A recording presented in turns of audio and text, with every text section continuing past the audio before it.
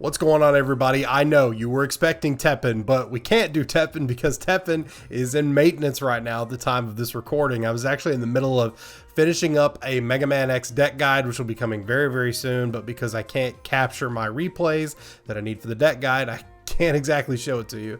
So we're going to do something a little bit different today. We're going to go into Pokemon Masters. So a few things have been added since we last talked about Pokemon Masters, specifically the sync grid system and a new co-op training event. So we're going to take a look at both of those today.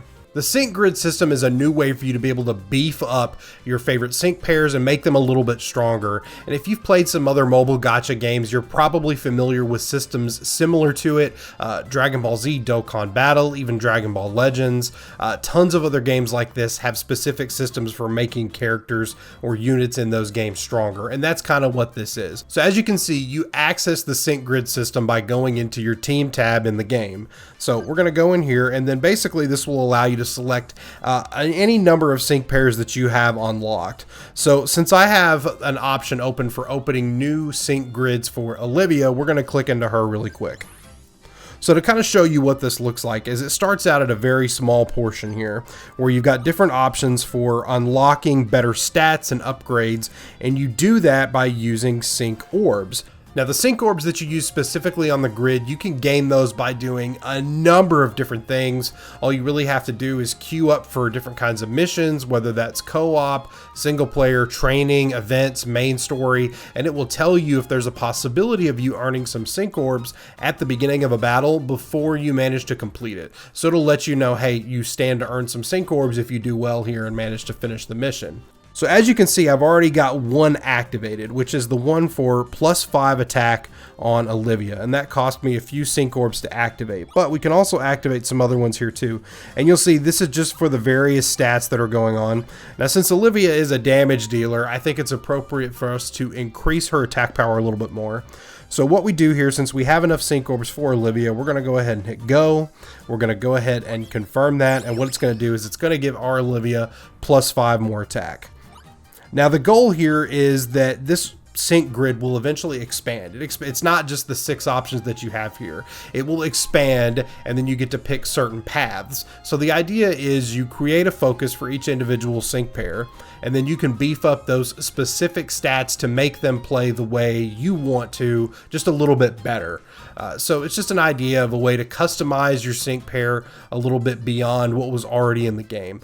Overall, I think it's a great addition. As you can see, I'm just now kind of diving into it. This is still something that's really new for me because I don't have much sync grid stuff unlocked. But I do think that, you know, like all the other stuff I mentioned before in the Give Pokemon Masters a Second Chance video, I think this is a step in the right direction. It shows that they are willing to look at what other gachas have done that have been successful and incorporate some of those elements. So again, this is a step in the right direction. I like this kind of stuff, and I definitely want to see more of it. The other thing I wanted to talk about is the new fire training event that is taking place right now. We previously had water, electric, rock, ice, and one other that I'm forgetting that just rotated out. So the fire type training event is new, but one thing you'll notice is there's a specific focus on Flannery and Flint, 2 of the free sync pairs that you get just from playing the story. Everybody has these unlocked with Torkoal and Infernape respectively. So the idea behind these missions now is that you can also unlock boosts for these individual sync pairs, which you can see in the shop here. So you can increase the power of Flannery, you can increase the power of Flint and his Infernape, and then along with the other rewards that were available beforehand, as you can see here, this is stuff that you should be familiar with if you participated in the previous type training events. But the big takeaway from this is that you've got 17 days to grind this out and really make these 2 specific sync pairs more effective. I'm not an expert in this game, but from all the talk that I've seen about what's the best way to go, unless you just really, really like Infernape and you are a diehard Infernape fan, everything I've read points to Torkoal being an absolute monster once he is fully fleshed out. So my recommendation to you is to take your resources that you get from this, boost up Flannery and Torkoal because they work great in this event, and then use the other resources however you want to, because I'm sure you've got other sync pairs that you need to level up and beef up, especially especially ahead of the 6-month anniversary, which is coming next month, and that's in February. So if I were you, focus on Torkoal. That's what I'm going to be doing. I think that's the best way to go because all the smart people on the internet are saying Torkoal is crazy when he is beefed up. So I would definitely recommend you do that. So as you can see, there's 4 different tiers here for the fire training event. They are all pretty easy to complete, even super hard. The actual recommended strength requirement isn't that high at just above 20k. Can easily be achieved, especially if you use Torchic as a support for just about anybody. You can get this done. Of course, the fire guys get bonus EXP. The fire sync pairs get bonus EXP from the single player mission. So if you're trying to grind out your Flannery or your Flint, even your Torchic, this is a really efficient way to do it. But again, these are really easy to complete. The co-ops being a little bit more difficult depending on your composition. But I'm going to kind of show you my strategy that's been going into doing these co-op missions. So you have a good idea of what it is to expect and what you can do to go about that. So my assumption, at least from my perspective, is I've just now started leveling up Flannery because of the really good rewards that you get from this fire training event. So up until this point, I haven't really messed with a fire sync pair outside of Torchic, who is support. Now, because he's a really good support, it's actually really useful because most players will tend to queue up with their strikers and, their damage dealers. So you'll actually be in a really good spot to, perform the supporting role. So that's what I'm going to do. I'm going to roll with Torchic, who is going to be the main support, throw him out from the beginning to buff up hopefully 2 other damage dealers from the other people I get paired with. We've got Flannery as backup, and then we have Olivia, who is just an all-around solid striker. She's got self buffs, easily top 5 in the game from what I've been told by the experts. So let's go into this. We're going to queue into a random game. We'll go about this co-op and we'll show you how to finish this up on the most difficult difficulty setting. And this is actually really good because we've got 2 damage dealers and we're in the support role, so we can do our thing. So right away, as soon as this loads, we are going to get Blazing Hope up and going, which is speed and special attack, which will really benefit both of these guys. So we're going to get the Blazing Hope going.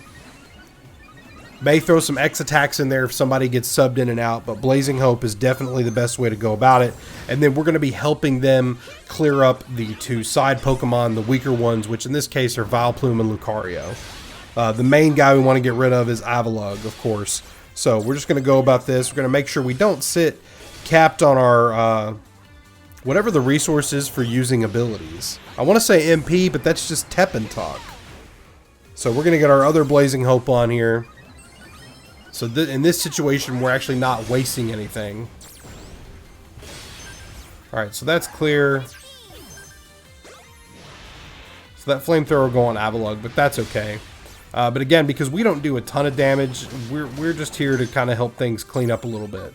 And we'll probably switch to Torkoal here momentarily. May wait until Avalugg throws out his first sync move, just in case that wipes us out. No real point in using X attack here because it's not really going to benefit us.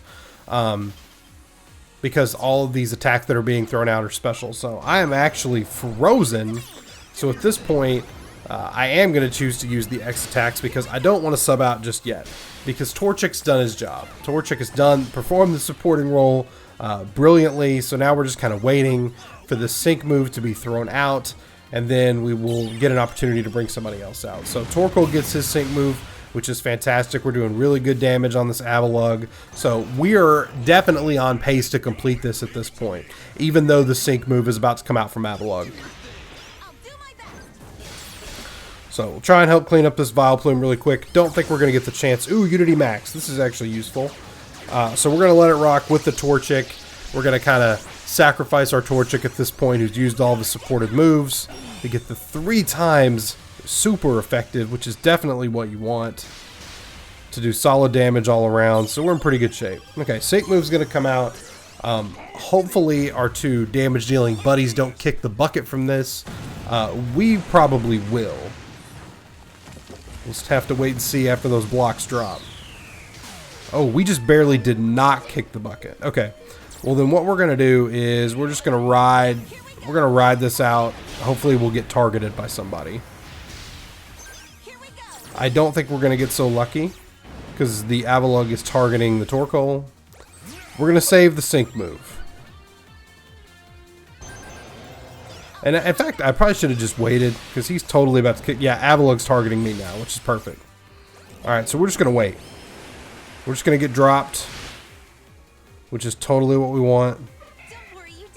It's probably going to put Olivia out first, but we'll just... Yeah, I need to change that order. Note to self. Alright, we're going to go ahead and switch to Torkoal, and we're going to use his sync move.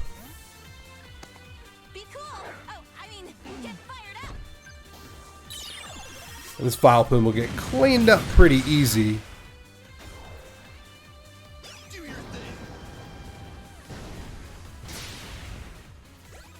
Yep, we'll throw a burn.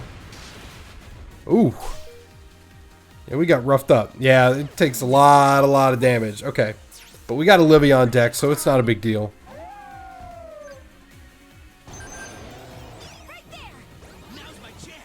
Okay, that's going to be cleaned up. Alright, so we're going to go hard as diamonds.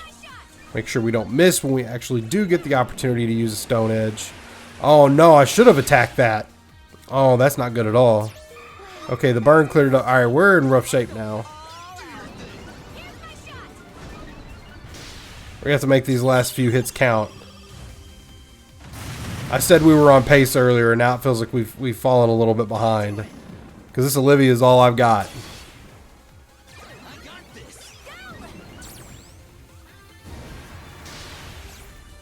And we definitely won't get another sync move off. Oh no, Embor's down. What's he got left? Okay, another Lycanroc. But that may be enough to... Okay, not quite enough to take it out. Okay. And that burn's ticking away. We'll probably be okay. Because I believe our buddy on the right, even though we just missed... Oh no, we didn't miss a Stone Edge. They did. Alright, this should do it. The sync move should bring him down. Okay, good deal. So as you can see, it's totally possible to go into the supporting role with somebody like Torchic, or even one of these sync pairs that you're leveling up from the single player version, because they started with both Flint and Flannery, and it ended up working out. So we get a good amount of rewards from that. We could go into a battle again, but I just wanted to show you that it's totally possible to go in without the top tier knowledge of this game and the top tier sync pairs and still get this stuff done. So as you can see, you have, I believe, it's 10 more days. You've got 10 more days to get this done. We've definitely got some other stuff on the horizon. A new legendary Pokemon event has been teased, along with a bunch of other stuff. So there's a lot to do in Pokemon Masters. So if you've fallen behind, it's time to get caught up. I'm going to be working on it this week. I will have a TEPPEN deck guide for you very soon. It's almost done. I just need my replays. So I will have that here for you very, very soon. Until that comes out, take care. I'll see you next time.